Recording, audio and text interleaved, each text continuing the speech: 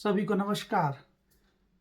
आज हम एक बार फिर दिल्ली चुनाव का जो रिजल्ट आया है, उसमें एक जो पॉइंट बार-बार निकल के आ रहा है और कुछ विश्लेषक जो यूट्यूब पे या बड़े-बड़े मीडिया चैनल पे डिस्कशन में लेके आ रहे हैं, मुझे लगता है कि शायद वो एक आम आदमी पार्टी या जो इंडिया ब्लॉक है, उसको एक एक्सक्यूज़ दे रहे हैं और इशारा कर रहे हैं कि शायद आप ये यूज़ करो, क्योंकि जो हार हुई है उसको जस्टिफ़ाई करने के लिए कुछ एक्सक्यूज़ ऐसा लगता है कि ढूँढा जा रहा है।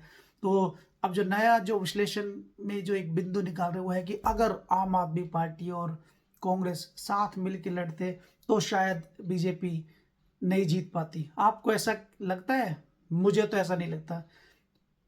तो वो और उनके पीछे जो रीज़न जो दे रहे हैं, जो कारण दे रहे हैं, क्योंकि वो बोल रहे हैं कि कुछ सीटें ऐसी हैं, बल्कि 14 सीटें ऐसी हैं, मैंने भी काउंट की हैं, 14 सीटें आउट ऑफ 70 ऐसी हैं दिल्ली विधानसभा में जो कल रिजल्ट आया है, उसका अगर आप बिंदुवार विश्लेषण करें तो उनमें जो कांग्रेस पार्टी को जो वोट मिले हैं, हालांकि वो एक में भी जीत नहीं पाई, जीत तो छोड़िए वो सेकंड पोजीशन में भी नहीं है, लेकिन क्योंकि उन्होंने इतने वोट ले लिए कि उसकी वजह से आम आदमी पार्टी का कैंडिडेट हार गया।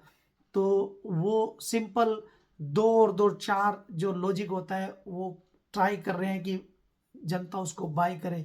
मेरी राय में, मैं तो कोई एक्सपर्ट तो हूँ नहीं, इलेक्शन पंडित भी नहीं हूँ, लेकिन मैं एज ए इंडिपेंडेंट ऑब्जर्वर और जो मेरी ओपिनियन है एक्सपीरियंस के हिसाब से, जो मैंने सुना है और जो सीखा है उसके हिसाब से, पॉलिटिक्स में 2 और 2 4 होता है, लेकिन हमेशा नहीं होता।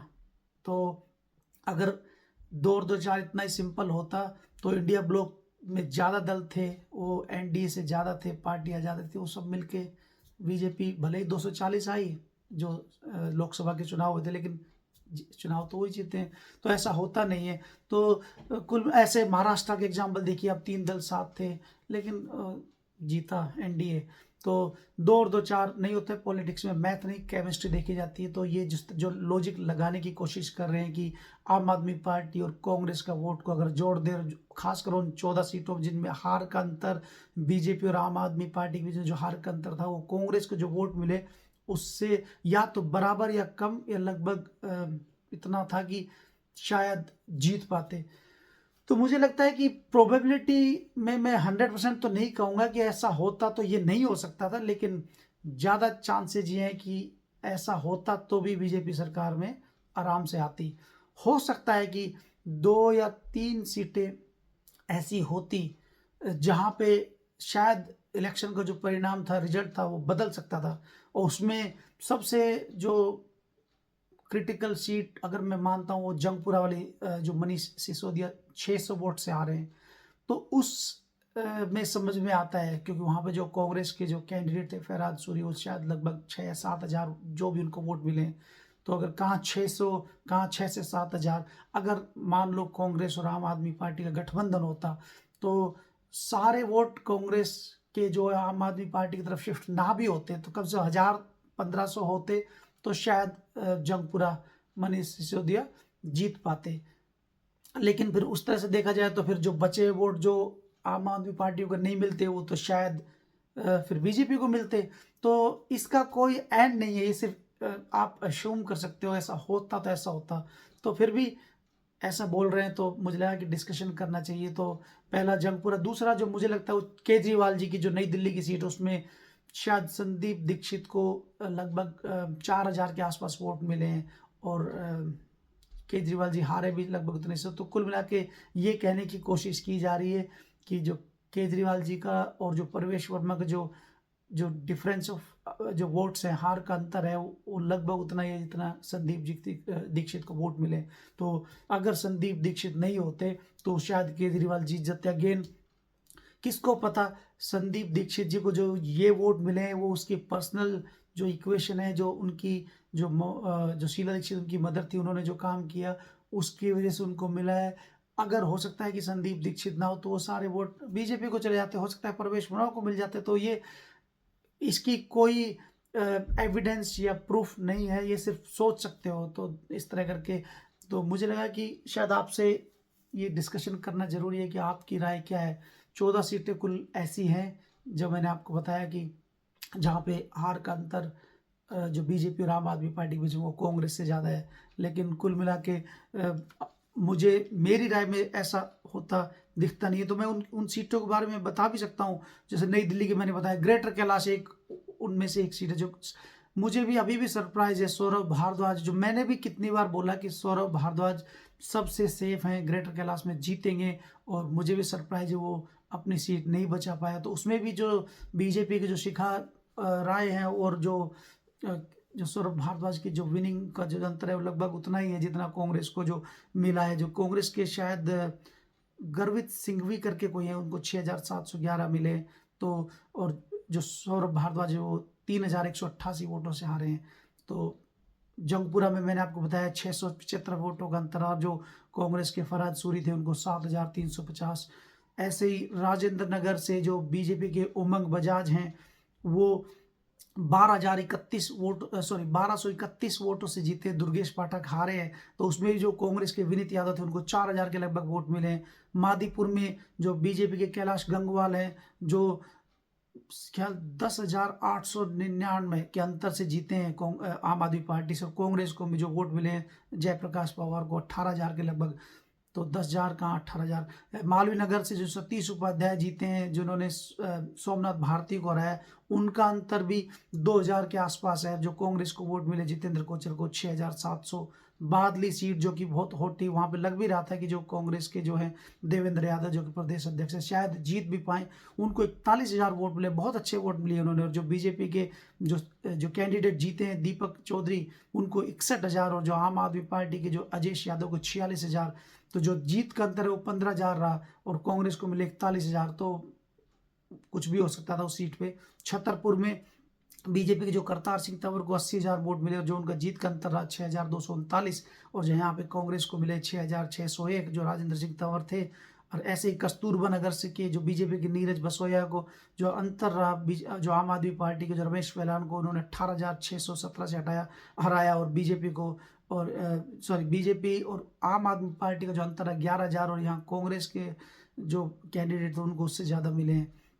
तो महरौली की सीट इसी तरह है। नांगलोई जाट की जो सीट है जो मनोज कुमार शौकीन जीते हैं, 75,000 उन्होंने वोट लिए हैं। और आम आदमी पार्टी के जो राजेंद्र शौकीन है उनको 49,49,000, और जो कांग्रेस के रोहित चौधरी को 32,000। जो तो संगम विहार जो कि आम आदमी पार्टी की एक हॉट सीट थी, वो चंद्र कुमार चौधरी जो बीजेपी की 54,000 ली, और जो आम आदमी पार्टी की दिनेश मोहनिया 53,000। यहाँ पे 344 मामूली अंतर, और कांग्रेस को यहाँ 15,000। सो ये मैं मान सकता हूँ संगम विहार बदल सकता था अगर कांग्रेस और आम आदमी पार्टी का गठबंधन होता तो। तिमारपुर में हार का अंतर था लगभग 1168, और जो कांग्रेस के लोकेंद्र कल्याण सिंह को 8,300। तो ये भी संभव था। त्रिलोकपुरी में जो हार का अंतर रहा 6,147 और 392, ये तो जो कांग्रेस को मिले 6,147, और जो जीत का और हार का अंतर रहा 392 392।